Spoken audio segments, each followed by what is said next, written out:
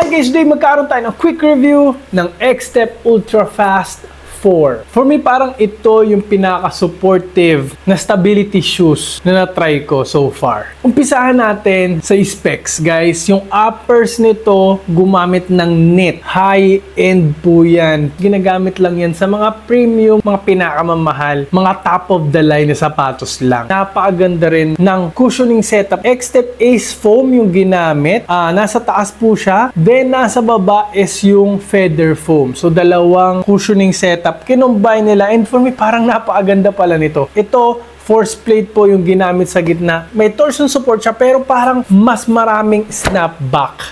Mas maganda yung energy return nang nasa gitna. Nandun yung comfort, nandun pa rin yung energy return. Speaking of energy return, napaka-bouncy po talaga ng X-Step Ace. One of my favorite na cushioning kasi napaka-bouncy pero stable pa rin. Speaking of stability, no, parang itong force plate kasi guys, parang pati sa arc support siya. Nararamdaman ko yung arc support dito po talaga. Tapos, sinabi ko rin no, na very supportive nga kasi pati yung heel counter nito, parang siyang pang basketball shoes ka-supportive. Iwas tapilok talaga.